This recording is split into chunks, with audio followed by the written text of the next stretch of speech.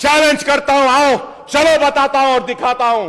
वो बीजेपी वाले पूछते हैं कि मजलिस क्या कर रही है, उस पूछने वाले बीजेपी के आदमी से कहना चाहता हूं 15,000 बच्चों को फ्री पढ़ा रहा हूं। क्या तुम्हारा मोदी एक बच्चे को फ्री पढ़ा रहा है? अस्सलाम वालेकुम मेरे प्यारे दोस्तों, आप सभी का स्वागत है MIM न्यूज मधुपुर चैनल में। दोस्तों इस वीडियो को पूरा जरूर देखें। इस वीडियो के अंदर बात करेंगे MIM पार्टी के बड़े विधायक अकबरुद्दीन ओवैसी के बारे में। अकबरुद्दीन ओवैसी असेंबली के अंदर दहाड़ते हुए उन्होंने बताया है कि जिस तरह से मजलिस के ऊपर जो लोग तनकीद करते हैं और मजलिस के ऊपर सवाल करते हैं, उन लोगों से मेरा चैलेंज है और सवाल है, हम 15,000 बच्चों को स्कूल के अंदर फ्री पढ़ा रहे हैं, क्या तुम्हारा मोदी एक बच्चे को फ्री पढ़ा सकते हैं? अकबरुद्दीन ओवैसी के इस बयान के बाद किस तरह से असेंबली के अंदर हड़कंप मचा है, पूरा बयान आपको सुनाएंगे कि असदुद्दीन ओवैसी के छोटे भाई अकबरुद्दीन ओवैसी ने तेलंगाना के असेंबली में हड़कंप मचा कर रख दिया है।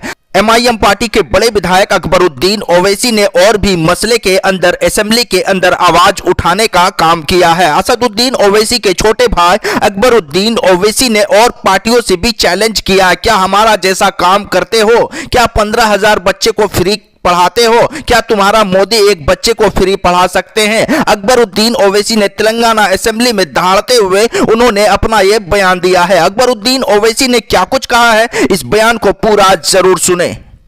There is no space. I am coming forward to give them the space. मेरे स्कूल में 14 स्कूल है जहां पे 15,000 बच्चों को मैं फ्री पढ़ा रहा हूं। जो लोग पूछते हैं मजलिस क्या कर रही है, बिलखुसूस वो बीजेपी वाले पूछते हैं कि मजलिस क्या कर रही है, उस पूछने वाले बीजेपी के आदमी से कहना चाहता हूं 15,000 बच्चों को फ्री पढ़ा रहा हूं। क्या तुम्हारा मोदी एक बच्चे को फ्री पढ़ा रहा है अपने जेब से? नहीं, मैं पढ़ा रहा हूं। आओ चैलेंज करता हूं, आओ चलो बताता हूं और दिखाता हूं। 15,000 बच्चे फ्री तालीम। कोई है हिंदुस्तान में? मजलिस क्या करी पूछते? अरे मजलिस ने बहुत किया, हमने नफरत के नाम पे वोट हासिल नहीं। एक गरीब परेशान होता है अपनी बिटिया अपनी बेटी की शादी के लिए, कर्ज लेता है, सूद पे पैसा लाता है और फिर परेशान होता है, तो मजलिस इत्तेहादुल मुस्लिमीन की नुमाइंदगी पर सबसे पहले बच्चियों की शादी के लिए मजलिस की नुमाइंदगी पर कांग्रेस के दौर में इज्तिमाई शादियों का सिलसिले का आगाज हुआ। इज्तिमाई शादियां, राजशेखर रेड्डी साहब चीफ मिनिस्टर थे, मैं एक कमेटी में था, हम राजस्थान को गए थे। राजस्थान में हमने देखा कि इज्तिमाई शादियां हो रही थी, तो मैंने आकर बोलकर वो स्कीम को यहां पे चालू किया। इज्तिमाई शादियों में एक दूल्हा बैठने से शर्माता था। तेलंगाना के क़याम के बाद मजलिस इत्तेहादुल मुस्लिमीन ने नुमाइंदगी की और कहा कि इज्तिमाई शादियां नहीं, हम चाहते हैं कि गरीबों को कुछ पैसा दिया जाए। आज 1 लाख से ज्यादा पैसा दिया जाता है कल्याण लक्ष्मी और शादी मुबारक में। 2 लाख कोई मामूली काम या कारनामा नहीं ऑनरेबल स्पीकर साहब। 2 लाख चिल्लर शादियां हो चुकी हैं शादी मुबारक में। यह बहुत बड़ी कामयाबी है। कल्याण लक्ष्मी में भी शादियां हुई। मजलिस पर इल्जाम लगाने वालों, मजलिस ने काम किया है, इस ऐवान में वक्त जाया नहीं किया। हमने मुसलमानों के मसाइल के लिए लड़ा है। अनीसुल गुरबा, आज इतनी बड़ी इमारत तामीर हो रही है। हुकूमत का शुक्रिया, केसीआर साहब का शुक्रिया, लेकिन अनीसुल गुरबा की लड़ाई मैं कब से लड़ रहा हूं? 2004 से लड़ रहा हूं। अनीसुल गुरबा एंडोमेंट में था, हमने एंडोमेंट से वक्फ बोर्ड को दिलाया। अनीसुल गुरबा 500 गज जमीन पे था, तो हर चीफ मिनिस्टर के दौर में 200, 400, 500 जमीन ली, और केसीआर साहब के दौर में 3,000 गज जमीन हमने हासिल की और वहां पे इमारत बनाया। अरे इस्लामिक कल्चरल डेवलपमेंट की एक बिल्डिंग गंडीपेट में 10 एकड़ जमीन दी गई, यह भी मजलिस की नुमाइंदगी पर। अरे मजलिस काम कर रही है, जामे निजामिया की इमारत मजलिस इत्तेहादुल मुस्लिमीन की नुमाइंदगी पर मंजूर हुई।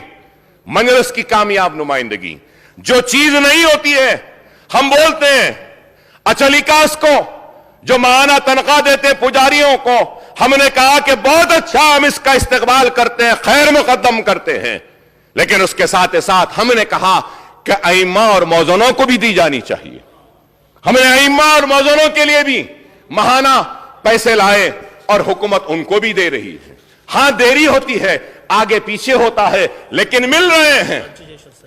ये एक कामयाब नुमाइंदगी मजलिसों के। लोग आज सवाल करते हैं कि मजलिस इत्तेहादुल मुस्लिमीन ने क्या किया और मजलिस की नुमाइंदगी के बाद मजलिस ने क्या हासिल किया। तो मैं उन लोगों को जवाब देना चाहता हूं और बताना चाहता हूं कि मजलिस इत्तेहादुल मुस्लिमीन ही थी जिसकी नुमाइंदगी पर मुल्क में पहली मर्तबा वजारत अखिलती बहबूद कायम की गई। मजलिस की नुमाइंदगी पर मुल्क में पहली मर्तबा अखिलती बहबूद का अलहदा बजट आंध्र प्रदेश में बनाया गया।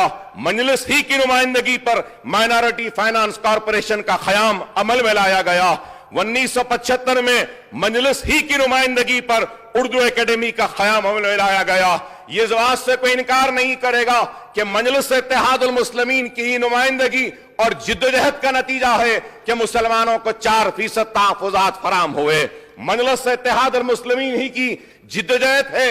ऑनरेबल स्पीकर सर, जब मैं यहां पे खड़े होकर अखिलती बहबूद की अगर बात करता हूं तो मुझे खुशी होती है इस बात पर कि मैं 1999 में पहली मर्तबा ऐवान में दाखिल हुआ था, और जब ऐवान में दाखिल हुआ तो अखिलती बहबूद माइनॉरिटीज का बजट जो स्पेंड होता था वो सिंगल डिजिट में था।